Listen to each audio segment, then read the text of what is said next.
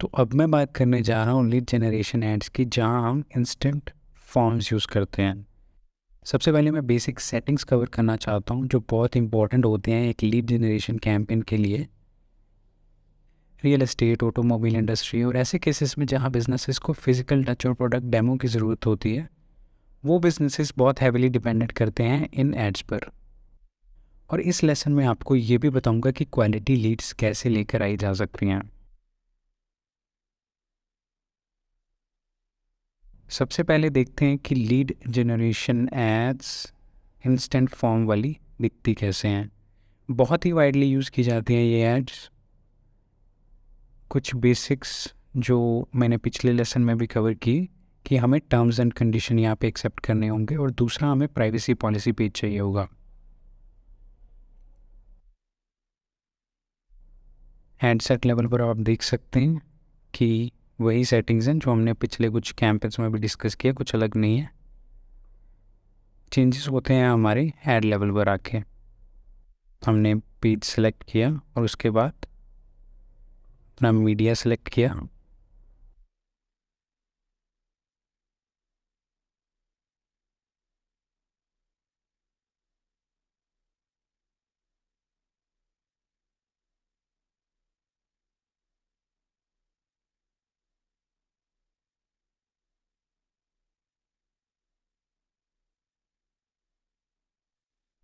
और instant form में ये डिफरेंस होता है कि हमें यहाँ पर एक फॉर्म के ज़रिए लीड कलेक्ट करनी होती है। अब डेस्टिनेशन में क्या है, हमारे पास ऑप्शन है इंस्टेंट फॉर्म का। यहाँ पे मुझे एक फॉर्म क्रिएट करना पड़ेगा। आप फॉर्म का नाम कुछ भी लिख सकते हैं।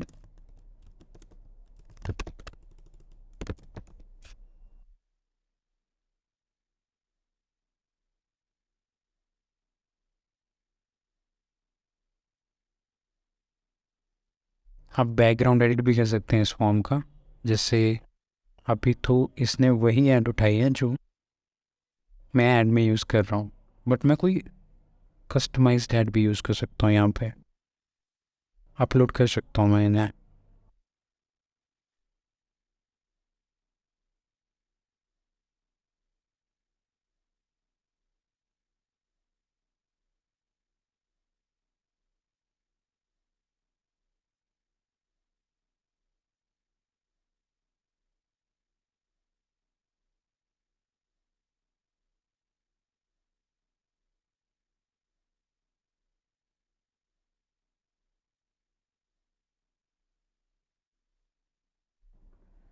अब ये आता है हमारे पास मेन ऑप्शन क्वेश्चंस का। हमने उन्हें पिच कर दिया कि ये हमारी ऐड है, इसमें हमारी ये ऑफरिंग्स हैं।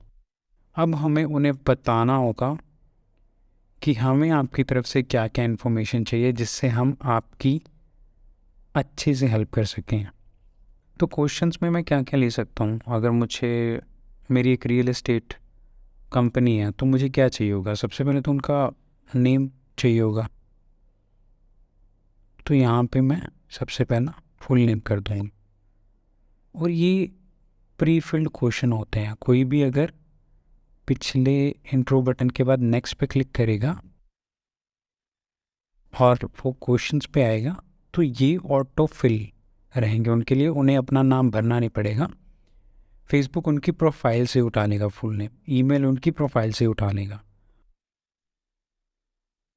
और जो भी मैं ऑप्शन यहाँ पे फेसबुक को कह रहा हूँ कि मुझे ये चाहिए यूज़र का, वो फेसबुक ऑटो फिल करके मुझे दे देगा, ताकि यूज़र को भी आसानी रहे, उन्हें फॉर्म में ज़्यादा टाइम स्पेंड ना करना पड़े, और ड्रॉप रेशो जो होगा फॉर्म का वो भी कम रहे। नहीं तो ये कैंपेन चलाने का कोई मतलब नहीं है। लोग फॉर्म देख रहे हैं, उसमें देख रहे हैं कि मुझे इतनी इन्फॉर्मेशन भरनी पड़ेगी, और वो डिस्करेज हो रहे हैं इस चीज़ से। तो ये सारे प्री फिल्ड रहते हैं। फ़ोन नंबर आप फेसबुक को सिर्फ बता सकते हैं कि मुझे ये इन्फॉर्मेशन चाहिए अपने यूज़र की।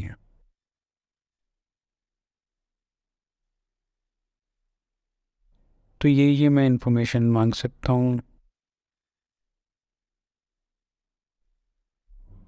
और यहाँ पे आपको प्राइवेसी पॉलिसी का लिंक ज़रूर देना पड़ेगा।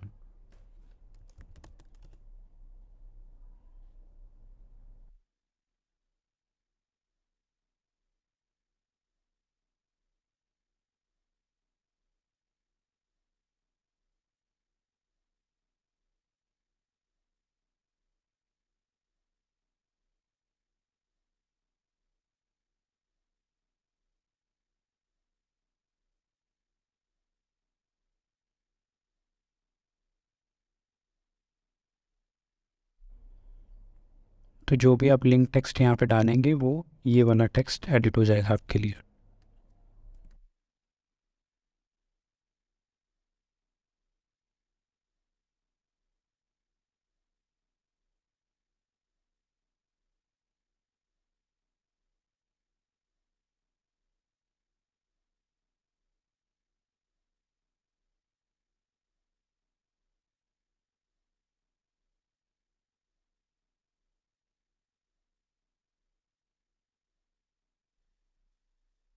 और इसके बाद हम एक थैंक यू मैसेज भी रख सकते हैं कि thank you, you are all set, हम आपको जल्दी ही कांटेक्ट करेंगे।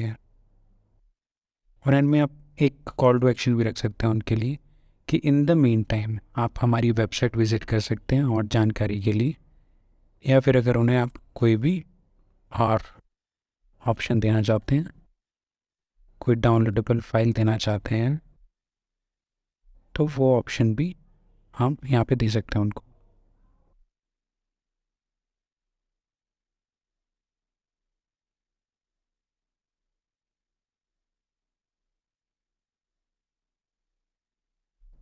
एक चीज़ मैं प्राइवेसी पॉलिसी के बारे में डिस्कस करना चाहता हूँ। बहुत सारे केसेस में क्या होता है कि प्राइवेसी पॉलिसी पेज वेबसाइट्स पर नहीं होता, तो आप ऑनलाइन प्राइवेसी पॉलिसी जनरेटर से प्राइवेसी पॉलिसी कॉपी करके एक नया पेज बना सकते हो अपनी वेबसाइट पर।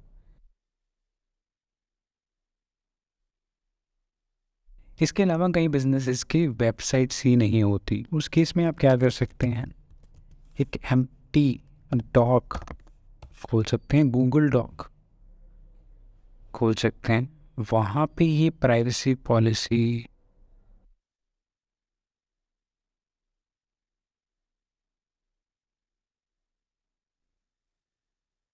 जो भी प्राइवेसी पॉलिसी है, मैं उन्हें इस डॉक में पेस्ट करके इसका एक लिंक क्रिएट कर सकता हूँ।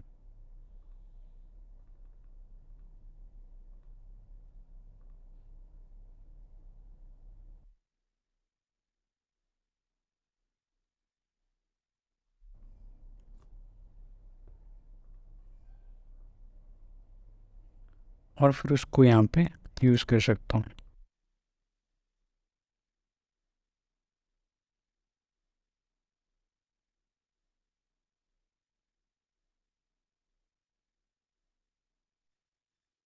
अब ऐसा नहीं होगा कि आपने lead generation ad through instant forms का नाम सुना ही ना हो, आपने बहुत बार ये यूज़ किया भी होगा अपने बिजनेस के लिए, बट बहुत बार आप शायद इसमें सफल ना रहे हो, आपके पास जो भी लीड्स आई हैं शायद वो क्वालिटी वाली ना हो।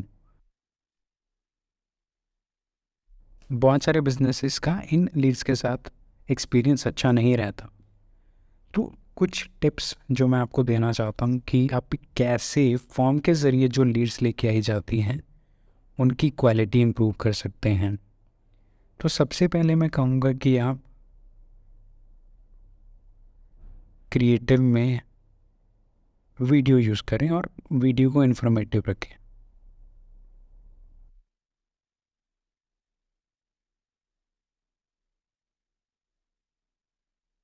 अब इस केस में मैंने कोई रैंडम वीडियो लिया है, आप इसको एक अच्छा एग्जाम्पल मत मानिए, लेकिन मैंने जैसे अपना एफबी एड्स कोर्स पिच करना है तो मैं कोर्स के रिलेटेड वीडियो डालूंगा, जिससे थोड़ी मेरी वीडियो भी इंफॉर्मेटिव रहे, मेरी ऑफरिंग्स भी इंफॉर्मेटिव रहें और लोगों को ज़्यादा देर दिमाग में रहे ये चीज़ कि मैंने इनका फॉर्म भरा था।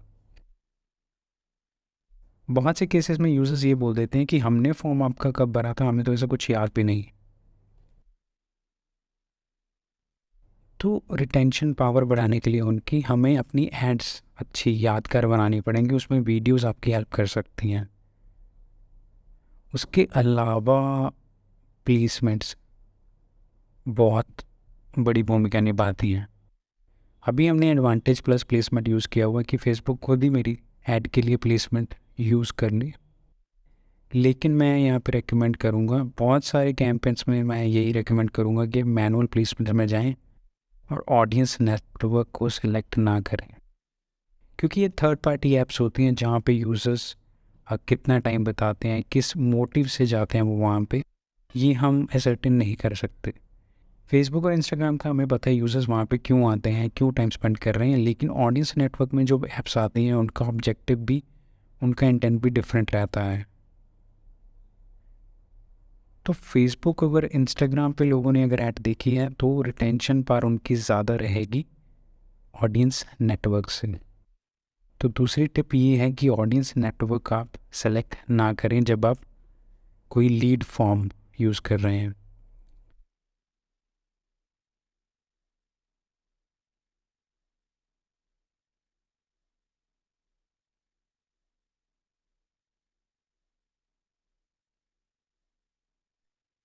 तीसरी टिप ये है कि आप हमेशा फॉर्म में मोर वॉल्यूम के बजाय हायर इंटेंट चूज़ करें। हायर इंटेंट से फ़र्क ये बढ़ जाता है कि जब भी आप अपने क्वेश्चंस यूज़र्स को पूछ लेते हैं प्राइवेसी पॉलिसी रिव्यू स्क्रीन के बाद, एक ऑप्शन ऐसा यूज़र के सामने आ जाता है कि मैं ये वाली इन्फॉर्मेशन इस बिज़नेस को दे रहा हूँ। प्राइवेसी पॉलिसी पे जिनको एक बार रिव्यू करने का ऑप्शन आता है और ये स्लाइड टू सबमिट बटन बन जाता है, जहाँ पे नेक्स्ट बटन पर क्लिक करना बहुत आसान है। स्लाइड टू सबमिट पे एक ध्यान ज़रूर देना पड़ता है स्लाइड करने के लिए। तो यहाँ पे यूज़र का रिटेंशन पार बेहतर हो सकता है मोर वॉल्यूम के बजाय। और इस केस में क्या होता है कि कॉस्ट ज़रूर ऊपर जाती है, पर इसका ये मतलब नहीं कि वो लीड अच्छी नहीं है। और यहीं आती है मेरी नेक्स्ट टिप। सस्ती लीड ज़रूरी नहीं अच्छी लीड है। सस्ती लीड आप बहुत बार ब्रॉड टारगेटिंग करके लेकर आ सकते हैं। ब्रॉड टारगेटिंग से मेरा मतलब है कि आपने एड सेट लेवल पर ये फेसबुक भरोसे छोड़ दिया, कोई डिटेल्ड टारगेटिंग में आपने ऑप्शन नहीं दिया, और जितनी बड़ी ऑडियंस पूल रहेगी उतनी ज़्यादा लीड की कॉस्टिंग कम रहेगी। लेकिन अगर मैं चाहता हूँ कि मेरे FB एड्स कोर्स में जो लोग इंटरेस्टेड हैं मैं उन्हीं को टारगेट करना चाहता हूँ, तो मैं यहाँ पे अपनी ऑडियंस मार्क कर दूंगा कि मुझे ये वाली ऑडियंस चाहिए अपनी ऐड के लिए। इससे कॉस्टिंग थोड़ी ऊपर ज़रूर जाती है, बट क्वालिटी भी लीड की बढ़ती है। ऐसा नहीं रहेगा कि सारी लीड्स ऐसा बोलने लग जाएंगी कि हमें तो याद ही नहीं हमने आपका फॉर्म कब भरा था।